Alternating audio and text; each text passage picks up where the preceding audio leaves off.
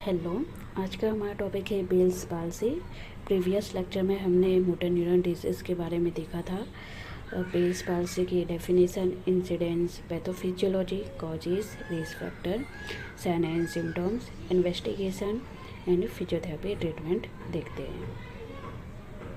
Definition: Bell's palsy is a paralysis or severe weakness of the nerve that control the facial muscles on the side of the face, the facial nerve और seventh cranial nerve. जब seventh cranial nerve जो है facial nerve वो क्या होती है, damage होती है। ओके, किसी वजह से डैमेज हो गई तो क्या होगा, पैरालिसिस हो जाता है फेस का। वन साइड ऑफ फेस में क्या होगा, पैरालिसिस होगा। ओके, सीवियर वीकनेस होगा, मसल जो है अपना प्रॉपर वर्क नहीं करेंगे क्योंकि नो सप्लाई ही वहाँ पे लॉस्ट हो जाता है। Charles Bell's are known for his studies lesion of the seventh cranial nerve cause facial paralysis. जो चार्ली बेल्स थे उन्होंने सबसे पहले स्टडी किया था कि सेवेंथ क्रेनियल नर्व जो है वो डैमेज होती है जिसके कारण क्या फेस पे पैरालिसिस देखने को मिलता है। ओके, और इनके ही नाम पर से इस डिजीज़ को बेल्स पाल्सी कहा गया। इंसिडेंस देखते हैं। It more commonly affect people over the 15 and 16 year of the age. Okay, ये 15 से 16 जो है ईयर, इसमें ज़्यादातर अफेक्ट कॉमनली इस एज में ज़्यादा अफेक्शन देखने को मिलता है। ऐसे तो ये बच्चों में भी होता है, चिल्ड्रन में भी, एडोलेसेंस में भी देखने को मिलता है। ठीक है, कई छोटे बच्चे होते हैं जो 7 ईयर्स के हो गए, 12 ईयर्स के हो गए, उनमें भी ये अफेक्ट करता है। Affect man and women equally. Man and women equally affect होते हैं। ऐसा नहीं है कि मैन में ज़्यादा है, वुमेन में ज़्यादा है। ठीक है, दोनों ही इक्वली अफेक्ट करेंगे। Many people recover without any interventions. However, up to 30% have poor recovery of facial muscles control. तो कितने ही जो जैसे कि थोड़ा ही अफेक्ट हुआ है ना फेशियल नर्व, तो वो एक टाइम पे धीरे धीरे अपने आप ही रिकवर हो जाता है। पर 30% जो है उसमें क्या होता है, पुअर रिकवरी देखने को मिलती है। ओके, मसल कंट्रोल जो होता है वो पुअर होता है। पैथोफिजियोलॉजी देखते हैं। Bell's palsy is the result of a mall function of the facial nerve, cranial nerve 7, which controls the muscles of the face.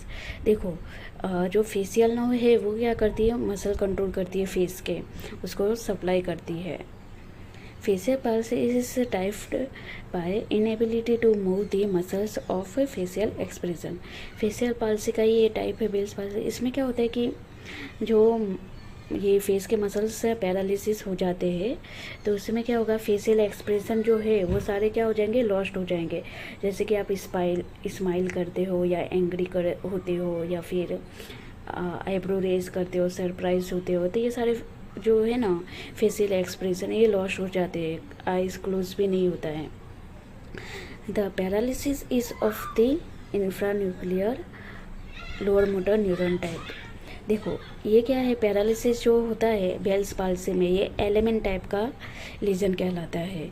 Okay, lower motor neuron lesion है, और जबकि फेशियल पाल्सी जो होता है वो ह्यूमन टाइप का legion है। Okay, clear है इतना। A result of inflammation of the facial nerve, pressure is produced on the nerve। देखो, फेशियल नर्व में जो इन्फ्लामेशन होता है किसी कोई भी रीजन हो सकता है, जैसे कि इन्फेक्शन हुआ या ब्लड प्रेशर इंक्रीज हो गया, तो उसमें क्या होगा, इन्फ्लामेशन हुआ फेशियल नर्व में, तो इसमें वो क्या करेगा, नर्व पे प्रेशर क्रिएट करेगा। Where it exist the skull within its bony canal the stylomastoid foramen.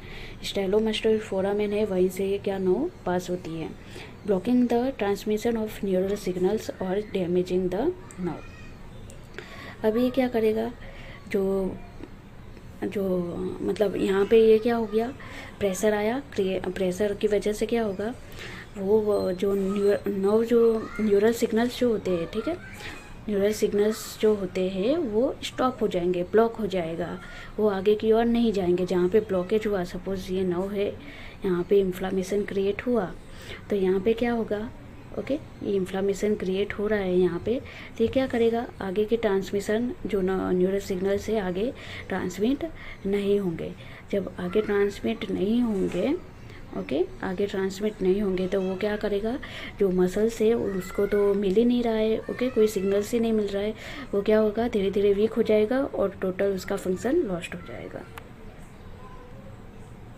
Causes देखते हैं। History of exposure of the ear to extreme cold, okay, जैसे कि ठंडी में आप विंटर में कहीं जा रहे हो और कान पे कुछ स्कार्फ या कुछ नहीं बांधा तो उससे क्या होगा, कोल्ड जो ठंडी हवा है वो आपके कान में जाएगी और वहाँ पे स्टाइलोमास्टोइड फोरामेन जो होता है वहीं से नर्व, ये फेशियल नर्व पास होती है, उसको क्या करेगा, डैमेज करेगा। Water retention in pregnancy, okay, pregnancy में जो मदर में जो फ्लूइड है वो उसका लेवल, फ्लूइड क्या होता है, बढ़ जाता है, ओके, फ्लूइड का लेवल मदर में बढ़ जाता है और कई बार हाइपरटेंशन भी देखने को मिलता है प्रेगनेंसी में। उसके कारण क्या होता है, ये नर्व को डैमेज करता है। Infection of the year, okay, कोई इन्फेक्शन हो गया, हर्पीज जोस्टर इन्फेक्शन है, अपर रेस्पिरेटरी ट्रैक्ट इन्फेक्शन है, वो क्या करेगा, इन्फेक्शन है तो वो नोज रेस्पिरेटरी सिस्टम में नोज़ के थ्रू वो कहाँ ऊपर की ओर जा सकता है, ओके, क्योंकि नोज़, आइज़ और ये सब क्या है, कनेक्टेड होते हैं, तो वो उसके थ्रू ऊपर की ओर फेशियल नर्व जो होती है उसको डैमेज करता है। आइडियोपैथिक में क्या होता है कि कोई रीज़न ही, अननोन रीज़न होता है उसे आइडियोपैथिक, कोई रीज़न ही नहीं पता और बेल्स पाल्सी हो गया। Other condition that can cause facial weakness include brain tumour, stroke, Ramsay Hunt syndrome, type 2, myasthenia gravis and Lyme disease. ये सारे क्या है, ये सारे भी कंडीशन हैं जिसमें बेल्स पाल्सी देखने को मिलता है। Risk factor, diabetes, okay, diabetes में क्या होता है, नर्व सारी डैमेज करता है, ओके, डायबिटीज़ में नर्व डैमेज होता है जिसकी वजह से क्या, वो क्रेनियल नर्व 7 को भी डैमेज कर सकता है। Recent upper respiratory tract infection, वो आगे हमने देखा। प्रेगनेंसी में भी क्या होगा, जो ब्लड प्रेशर इंक्रीज हो जाता है तो वो क्या कर सकता है, नर्व पे प्रेशर क्रिएट कर सकता है, ओके, नर्व को डैमेज कर सकता है। तो ये सारे क्या है, ये उसके रिस्क फैक्टर अगर ये सब है तो उनमें क्या बेल्स पाल्सी देखने को मिल सकता है, उनमें चांसेस ज़्यादा होते हैं बेल्स पाल्सी होने के। साइन एंड सिम्टम्स देखते हैं। फेशियल असिमेट्री, इसमें क्या होगा, एक साइड का फेस मतलब पैरालिसिस हो गया, ठीक है, वो आगे हम फिगर में देखेंगे। फेशियल असिमेट्री देखने को मिलेगा, एक साइड का फेस वो ड्रॉपिंग होगा। Closure of the eyes is impossible, eyes क्या होगा, वो क्लोज नहीं कर पाएगा पेशेंट, उसकी आइज़ क्या होती है, एक आइज़ ओपन की ओपन ही रह जाती है, ठीक है, वो कितना भी कोशिश करे बंद करने की वो बंद नहीं होता है, क्लोज नहीं होता है। फॉरहेड इज़ विदाउट फॉरविंग, फोरहेड पे जो वो लाइनिंग देखने को मिलती है, ओके, ऐसी वो नहीं देखने को मिलेगी, या फिर ऐसे वो फोरहेड जो एक्सप्रेशन होता है वो लॉस्ट हो जाता है। Loss of taste sensation in the anterior two third of the tongue on the affected side, देखो एंटीरियर टू-थर्ड ऑफ द जो टंग है वहाँ पे क्या होगा, सेंसेशन लॉस्ट होगा क्योंकि उसे कौन सी फेशियल नर्व सप्लाई करती है।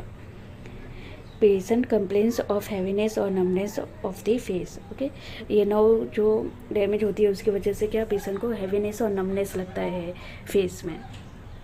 If the nerve to stapedius is involved then hyperacusis develop, मतलब एक लाउड उसको साउंड, थोड़ा सा भी ऐसे आवाज़ आएगा ना उसको बहुत लाउडली सुनाई देगा, उसे जिसे हाइपरएक्यूसिस कहते हैं।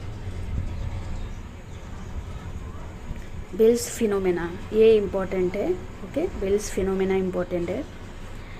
इसमें क्या होगा, when the patient attempts to close his eyes, his eyeball will move upward slightly inward, this is called a Bell's phenomena. देखो आप इस फिगर में देख सकते हो उसकी आइज़ कैसे हैं। जब पेशेंट को हम कहेंगे कि आप अपनी आइज़ क्लोज करो, ओके, तो क्या होगा, पेशेंट जब ट्राई करेगा फोर्सफुली आइज़ क्लोज करने के लिए तो उसकी आईबॉल जो होती है वो अपवर्ड और इनवर्ड, देखो इसमें आप फिगर में देख सकते हो, उसकी आइज़ अपवर्ड डायरेक्शन में चली गई, इस तरह से चली जाती है, जिसे क्या कहते हैं, बेल्स फिनोमिना कहते हैं। ये इंपॉर्टेंट है, आपको एग्जाम में भी पूछा जाता है। ओके, बेल्स पाल्सी में बेल्स फिनोमिना देखने को मिलता है। Retraction of mouth and pursuing of the lips is not possible.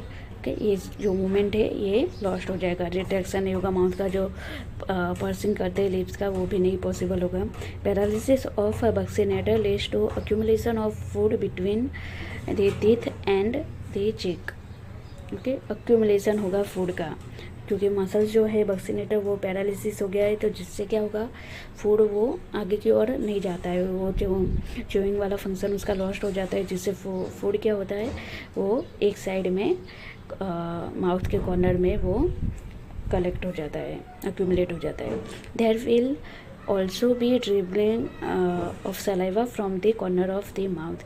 Okay, जो सलाइवा है वो उसके कॉर्नर ऑफ द माउथ से वो क्या होगा, गिरता रहता है, क्योंकि उसका कंट्रोल चला जाता है। वो माउथ का जो एंगल है, जैसे कि फेस है, उसमें माउथ का एंगल जो है एक साइड से ऐसे हो जाता है, ओके, नीचे की ओर हो जाता है, डाउनवर्ड डायरेक्शन में, जिससे क्या होता है, सलाइवा नीचे की ओर गिरता रहता है। सिनकाइनेसिस का मतलब है जब एक पेशेंट, जैसे कि उसको आइज़ क्लोज करने के लिए पेशेंट को कहते हैं, नहीं सपोज जैसे कि आप स्माइल करने के लिए कहिए, स्माइल करने के लिए कहते हैं तो आइज़, उसकी आइज़ भी मतलब ऐसे स्क्विंट हो जाती है।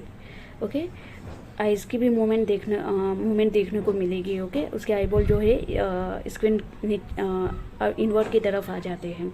तो इससे क्या होता है, जब एक मसल का आप फंक्शन करने जाओगे तो इनवॉल्यूंटरी दूसरे मसल का भी फंक्शन होता है, जिसे सिनकाइनेसिस मूवमेंट कहते हैं। क्लियर है इतना? हेमीफेशियल स्पाजम, जो हाफ साइड आपका फेस पैरालिसिस हुआ है, उस साइड क्या होगा, मसल स्पाजम देखने को मिलेगा, जिसकी वजह से आपको पेन होता है। इन्वेस्टिगेशन में EMG इलेक्ट्रोमायोग्राफी करवा सकते हो। इसमें क्या पता चलेगा, तो determine the extent of the nerve involvement, कितना नर्व इन्वॉल्वमेंट हुआ है वो EMG करने से पता चलेगा। ओके, इलेक्ट्रो मसल मायोग्राफी जो होता है वो of the MRI and CT scan. MRI CT scan भी करवाते हैं, क्योंकि उसमें पता चलता है कि नर्व में है जो स्वेलिंग हुआ है, या फिर जो प्रेशर की वजह से इन्फाक्ट हुआ है या कुछ हुआ है, वो ट्यूमर हुआ है, वो सब देखने के लिए क्या करवाएंगे, MRI CT स्कैन। ओके, कई बार स्कल फ्रैक्चर होता है, जिसकी वजह से वो नर्व को डैमेज कर सकता है। फिजियोथेरेपी देखते हैं, फिजियोथेरेपी ट्रीटमेंट इसकी। पहले क्या करेंगे, आई को प्रोटेक्शन करेंगे, क्योंकि आई क्या होती है, इसमें ऊपर नहीं रह जाती है। Frequent use of tear like eye drops और eye ointments is recommended during the day. ठीक है, तो आई ऑइंटमेंट या आई ड्रॉप आप यूज़ कर सकते हो, क्योंकि आपकी आई ओपन के ऊपर रहती है, जिसकी वजह से क्या, आई ड्राई हो जाती है। ठीक है, तो आप ये आई ड्रॉप्स यूज़ कर सकते हो। Eye patches use and wear protective goggles to prevent entry of foreign bodies into his eyes. इसमें क्या, आई पैच या फिर आप कोई प्रोटेक्टिव गूगल्स पहन सकते हो, जिससे कुछ भी आपकी आंख जो ओपन रहती है उसमें कुछ चला ना जाए। ओके, टैपिंग और स्प्लिंटिंग करते हैं। This method are use to decrease the facial asymmetry in Bell's palsy. Okay, इसमें क्या करते हैं, जो फेशियल असिमेट्री है उसको क्या करना है, रिड्यूस करना है, और इसके लिए क्या करेंगे, हम टैपिंग करते हैं। टैपिंग वाली जो मेथड होती है उसमें जो सपोज ये फेस है ना, तो उसमें टैपिंग मेथड नीचे से ऊपर की ओर किया जाता है, नीचे से ऊपर की ओर उसको टैपिंग किया जाता है, जिससे क्या होगा, वो जो माउथ का एंगल ऑफ माउथ जो होता है ना, यहाँ पे नीचे की ओर होता है, तो उसे ऊपर की ओर ऐसे किया जाता है, जिससे क्या होगा, उसका सलाइवेशन होता है वो भी, ड्रिपिंग ऑफ सलाइवेशन भी कम होगा, और फेशियल असिमेट्री जो देखने को मिलती है, okay, dripping of one corner of the mouth, वो भी क्या होगा, रिड्यूस होगा इसमें। Maintenance of muscle property. Okay, muscle property maintenance करने के लिए क्या करेंगे? This can be achieved with interrupted galvanic stimulation to the paralysed muscle. जो इलेक्ट्रिकल स्टिमुलेशन देते हैं उसमें क्या इंटरप्टेड गैल्वेनिक जो स्टिमुलेशन है उसका यूज़ करेंगे। और इसमें जो आईजी करंट है वही यूज़ करते हैं ज़्यादातर फर्स्ट, क्योंकि मसल में कोई पावर नहीं होता है तो आप ये यूज़ करोगे जिससे उसमें क्या होगा, मसल में मूवमेंट देखने को मिलेगी। ओके, इसके मोटर पॉइंट्स हम आगे देखेंगे। Facial massage is essential to maintain the circulation to the face. Okay, proper circulation maintain रहे इसके लिए क्या करते हैं, फेशियल मसाज करते हैं। The direction of the manipulation used should be in upward direction. Okay, upward direction में आपको मसाज के जो मसाज देते हो वो आपको अपवर्ड डायरेक्शन में देना है, जिससे क्या होगा, जो वो ड्रूपिंग हो जाता है उसको क्या करना है, नीचे की ओर नहीं देना है, ऊपर की ओर देना है। रिजॉल्विंग ऑफ इन्फ्लामेशन SWD और IR to increase the circulation. Inflammation करने के लिए क्या कर सकते हो आप, हॉट पैक भी देख सकते हो, या फिर SWD है। ओके, डीप हीटिंग मिलता है इससे, जो नर्व होगी वो क्या होगी, वो मतलब जो इन्फ्लामेशन हुआ है वो रिजॉल्व हो जाएगा। IR भी दे सकते हो। ओके, वन साइड वो फेस को कवर करके टॉवेल उस पर रैप करके आप उस पर क्या IR दे सकते हो। Faradic reeducation only if patient can tolerate sensory stimulus और faradic current to the face, faradic reeducation is given.